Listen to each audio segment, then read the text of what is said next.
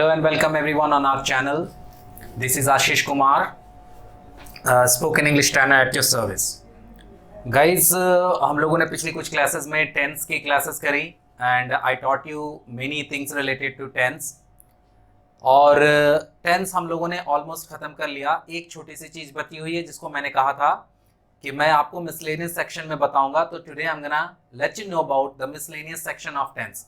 आप में से यदि कोई मेरी वीडियो ये पहली बार देख रहे हैं तो मैं आपको बता दूं कि मैंने टेंस के सारे वीडियोस, ये सारे क्लासेस की वीडियोस शूट करके रखी हुई है. आप हमारे इसी चैनल पर ब्राउज करके देख लें, आपको सारी वीडियोस मिल जाएंगी. और भी बहुत सारी चीज़ें हम लोगों ने ऑलरेडी सिखा रखी हैं और आने वाले दिनों में भी बहुत सारी वीडियोस हम लोग बनाएंगे.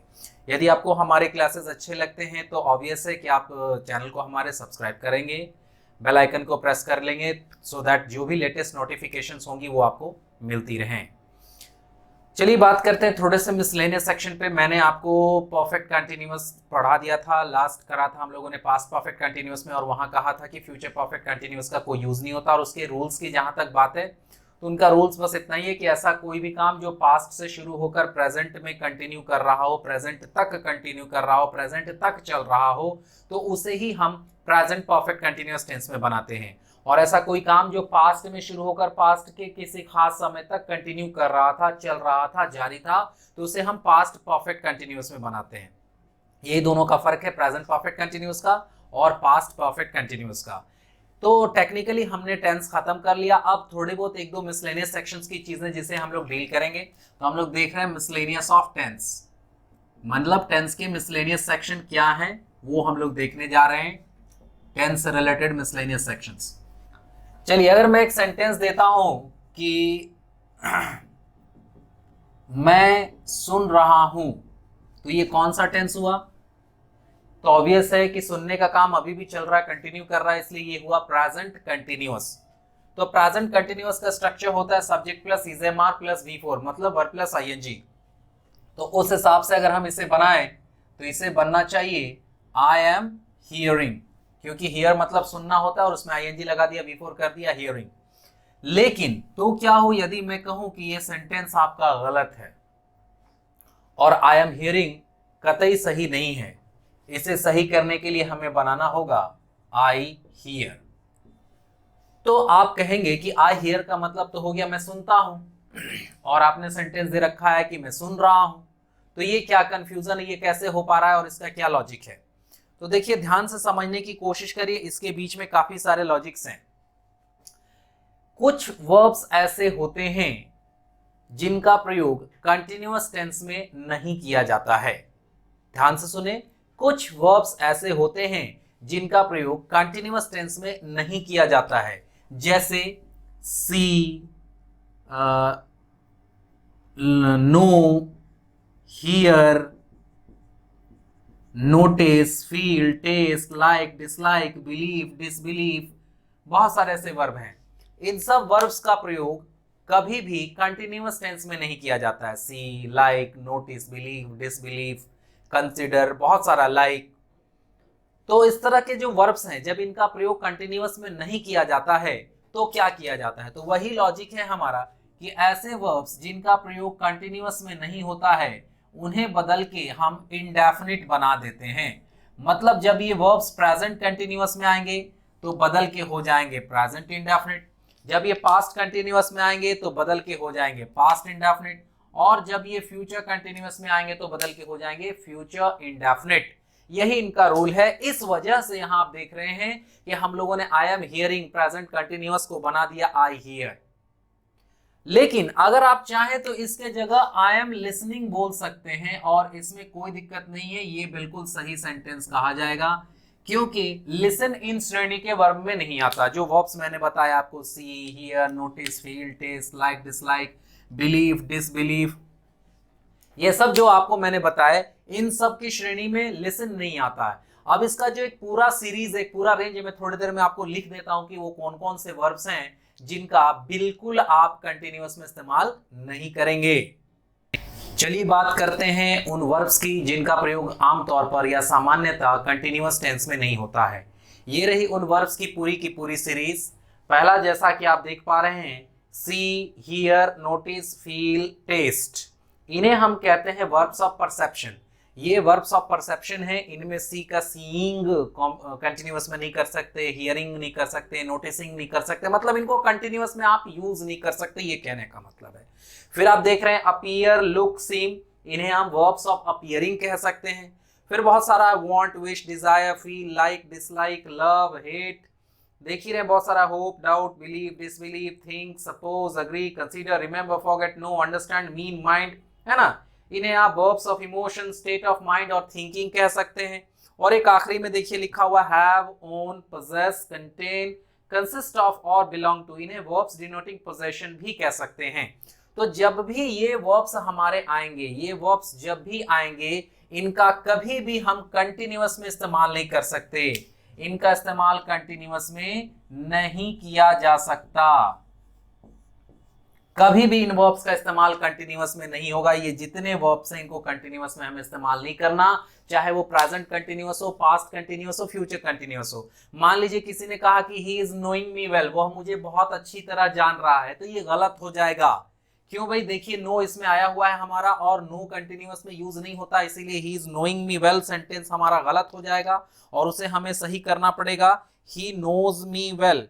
ही इज नोइंग मी वेल की जगह आपको करना पड़ेगा ही नोज मी वेल। कुछ भी आई एम बिलीविंग इट गलत हो जाएगा, हमें करना पड़ेगा आई बिलीव इट। तो उस तरह से जितने भी ये वर्ब्स लिखे हुए हैं, इन सारे वर्ब्स का इस्तेमाल कभी भी कंटिन्यूअस टेंस में नहीं होता है।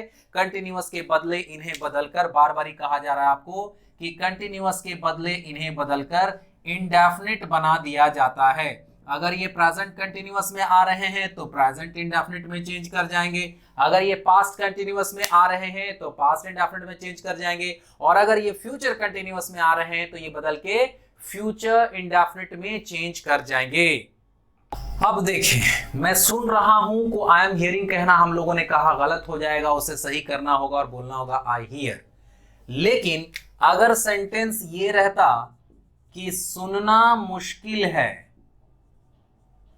सुनना मुश्किल है, तो इसे हम लोग इस तरह बना सकते हैं, हियरिंग इज डिफिकल्ट, या आप इसे ऐसे भी बना सकते हैं कि it is difficult to hear, it is difficult to here.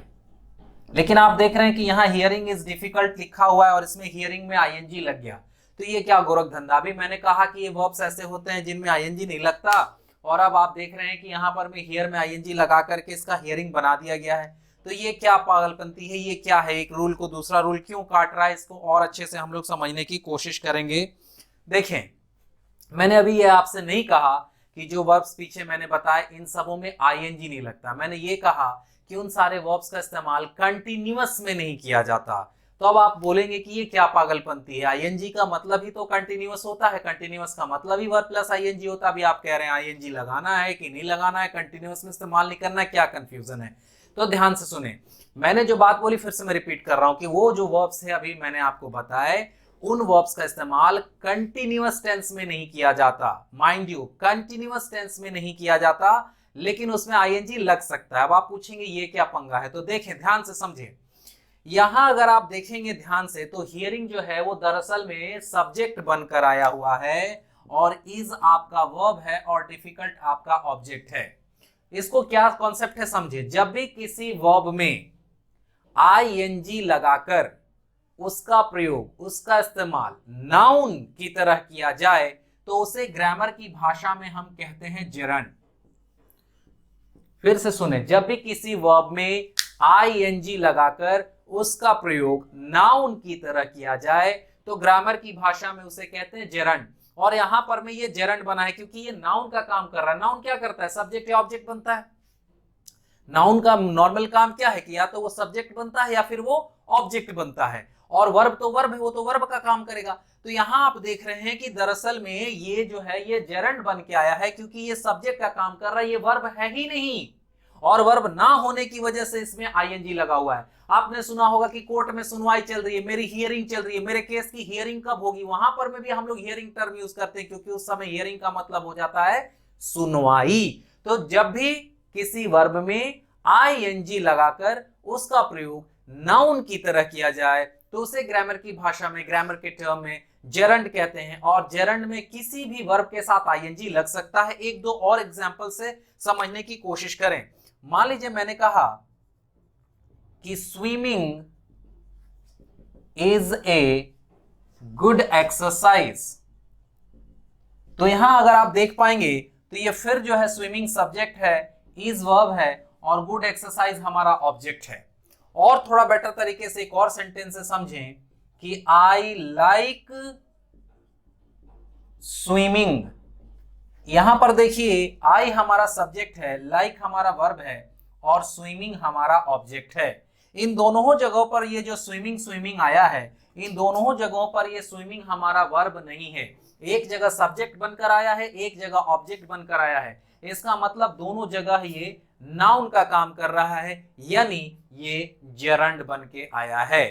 तो फिर से सुने, जब भी किसी वर्ब में आईएनजी लगाकर उसका प्रयोग नाउन की भांति किया जाए तो उसे ग्रामर के टर्म में जेरंड कहते हैं। और जेरंड में फिर किसी भी वर्ब में आईएनजी लग जाएगा, क्योंकि फिर वो वर्ब बचेंगे नहीं, वो तो बदल के हो जाएंगे नाउन।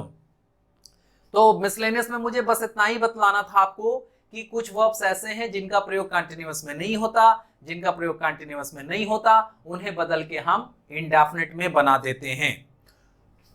तो जिनका प्रयोग कंटिन्यूअस में नहीं होता उन्हें बदल के हम इंडेफिनिट में बनाते हैं। तो परफेक्ट कंटिन्यूअस का क्या? अगर वो वर्ब्स परफेक्ट कंटिन्यूअस में आएंगे तो क्या करेंगे? तो ऐसे वर्ब जिनका प्रयोग कंटिन्यूअस में नहीं होता उन्हें इंडेफिनिट में बनाते हैं। उन्हीं वर्ब्स का परफेक्ट कंटिन्यूअस में भी प्रयोग नहीं होता है। और जब परफेक्ट कंटिन्यूअस कब में प्रयोग नहीं होता तो उसे बदल के हम परफेक्ट में बना देते हैं। इस चीज को एग्जांपल वाइज समझते हैं। मैं थोड़ा इरेज कर लूं। चलिए, मैंने कहा कि जिन वर्ब्स का प्रयोग कंटिन्यूअस में नहीं होता उन्हें हम बदल के इंडेफिनिट में बना देते हैं। तो अभी मैंने ये भी कहा कि जिन वर्ब्स का, उन्हीं वर्ब्स का प्रयोग परफेक्ट कंटिन्यूअस में भी नहीं होता और उसके बदल कर हम परफेक्ट बना देते हैं। इस चीज को समझने की कोशिश करें। एग्जाम्पल देखें। मान लीजिए मैंने कहा कि मैं उसे बचपन से जान रहा हूं। तो जानना का इंग्लिश होता है नो, और आपने देखा कि नो भी उसी श्रेणी का वर्ब है जिसमें आईएनजी मोटा मोटी कहे तो नहीं लगता या इनका इस्तेमाल कंटिन्यूअस में नहीं होता। तो इसलिए इसे अगर आप इस तरह बनाएंगे कि I have been knowing him since childhood, तो ये सेंटेंस भी हमारा गलत हो जाएगा। ये सेंटेंस भी हमारा गलत हो गया और सही हो जाएगा I have known him since childhood. ये हमारा सही हो गया। क्यों सही हो गया? फिर वही बात है, लॉजिक वही है कि जिन वर्ब्स का प्रयोग कंटिन्यूअस में नहीं होता उसे हम इंडेफिनिट में बदल देते हैं। तो उन्हीं वर्ब्स का प्रयोग परफेक्ट कंटिन्यूअस में भी नहीं होता उन्हें बदल के हम परफेक्ट कर देते हैं। प्रेजेंट परफेक्ट कंटिन्यूअस में आएंगे तो उन्हें बदल के प्रेजेंट परफेक्ट कर देंगे। पास्ट परफेक्ट कंटिन्यूअस में आएंगे तो उन्हें बदल के पास्ट परफेक्ट कर देंगे। और ये सारा नाटक होता है इन वर्ब्स की वजह से ही। अगर आपको कॉन्सेप्ट समझ में आ गया है तो जरा इसे एक छोटा सा देखें। मान लीजिए मैंने कहा कि मैं 10 दिनों से बीमार रह रहा हूं। तो इसे इंग्लिश में ट्रांसलेट करेंगे तो क्या बनाएंगे? नॉर्मल सर्कमस्टांसेस में इस तरह शायद बनाते कि I have been ailing since, 10 दिन लिखा हुआ है ना, तो for 10 days. I have been ailing for 10 days. लेकिन ये गलत हो गया। तब आप बोलेंगे गलत क्यों हो गया? तब आप बोलेंगे इसके वजह से गलत हो गया। लेकिन आप अभी थोड़ा सा बैक जाकर के देखेंगे तो मैंने इल तो उसमें लिखा ही नहीं। उन वर्ब्स की सीरीज में, उन वर्ब्स की श्रेणी में कहीं तो इल था ही नहीं। तो फिर ये इल में आईएनजी क्यों नहीं लगेगा? इलिंग क्यों नहीं बनेगा? तो मैं आपकी जानकारी के लिए बता दूं कि ये जो हमारा इल है ये वर्ब है ही नहीं। या तो ये नाउन है या तो ये एडजेक्टिव है। और नाउन में आईएनजी नहीं लगाते। अगर ऐसा होगा कि नाउन में आईएनजी लगाएंगे तो हर कोई अपने नाम के साथ आईएनजी लगा लेता। मैं आशीष हूं तो मैं कहता मैं आशीषिंग, आई एम आशीषिंग, है ना। यूट्यूबिंग कुछ भी कर लेते हम। तो नाउन में आईएनजी नहीं लगता, दैट्स फॉर श्योर। उसी तरह एडजेक्टिव्स में भी लगता। कभी नहीं सुना होगा कि पुअर का पुअरिंग कर दिया, रेड का रेडिंग कर दिया, ग्रीन का ग्रीनिंग कर दिया, ऐसा नहीं होता। तो यहां पर में ये जो है ना, या तो नाउन है या तो एडजेक्टिव है। यहां पर में इल नाउन है या तो एडजेक्टिव है। यहां पर क्या नाउन ही होता है, इल या एडजेक्टिव होता है। और इस वजह से इसमें आईएनजी लगाना गलत है, तो ये गलत हो गया। तो इसे हम सुधारेंगे और सही सेंटेंस बना देंगे कि I have been ill for 10 days, तो ये हमारा सही हो गया सेंटेंस। अब मेरा क्वेश्चन आप लोगों से ये है, जो भी व्यूअर्स इस वीडियो को देख रहे हैं, कि ये किस टेंस में बना। ऊपर वाले को तो हम लोगों ने प्रेजेंट परफेक्ट कंटिन्यूअस में बनाने की कोशिश की थी और ये गलत हो गया था क्योंकि इसमें इलिंग हो गया था। अब उसको सुधार करके जब हम लोगों ने इस तरह बना दिया कि I have been ill for 10 days, तो अब ये टेंस कौन सा हो गया? क्या ये प्रेजेंट परफेक्ट कंटिन्यूअस है? क्या ये प्रेजेंट परफेक्ट है? ये कौन सा टेंस है? तो मैं आपको बताऊं कि ये जो है ये हमारा प्रेजेंट परफेक्ट टेंस है। तो आप कहेंगे कि प्रेजेंट परफेक्ट टेंस का जो स्ट्रक्चर होता है वो तो होता है सब्जेक्ट प्लस हैज या have plus V3 plus object. ये होता है हमारा structure, has have plus V3।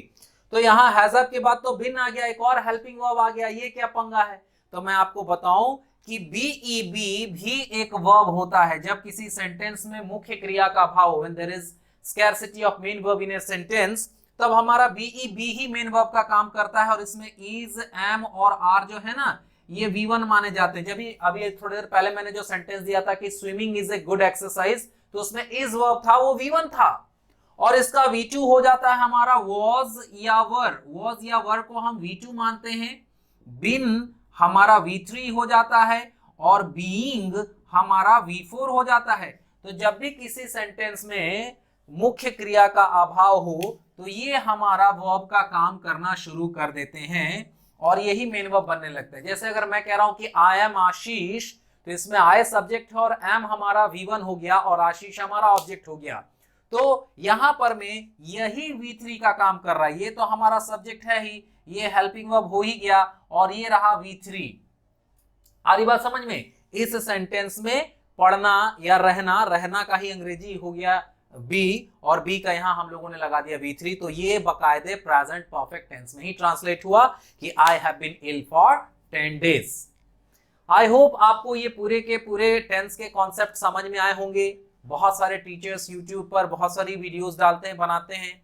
मुझे कई लोगों ने टैग किया है कि ऑर्थोडॉक्स टीचिंग स्टाइल है मेरी। मे भी हो सकता है मैं पुराने तरीके से पढ़ाता हूं, शायद परहैप्स और भी अच्छे टीचर्स की वीडियोस मौजूद हो। लेकिन कॉन्सेप्ट की बात करें तो मुझे लगता है मैं कॉन्सेप्ट को पूरे अच्छे से समझाने की कोशिश करता हूं। और अगर आपने इन चीजों को समझा होगा, देखा होगा, पिछली वीडियोस भी आप मेरी देखेंगे तो आपको पता चलेगा कि मैं कॉन्सेप्ट पर ज्यादा फोकस करता हूं। अगर आपका कॉन्सेप्ट ठीक है तो फिर अच्छे अच्छे टीचर्स बहुत सारे हैं जो उसके ऊपर लेवल की चीजें बता सकते हैं, सिखा सकते हैं या बताते सिखाते हैं। आप उसे भी देख सकते हैं, सीख सकते हैं। मेरी तरफ से टेंस के लिए इतना ही रहेगा और मिलते हैं नेक्स्ट वीडियो में, नेक्स्ट क्लास में कुछ नए टॉपिक्स के साथ। स्पोकन इंग्लिश के लिए और भी जो जरूरी चीजें हैं, खासकर practice, specially we are talking about practice. So we'll be meeting again in new video with some practice tasks and some ideas or some new techniques to improve spoken English skills and abilities. Till then, keep watching and keep learning. Thanks for watching. Have a great day, guys.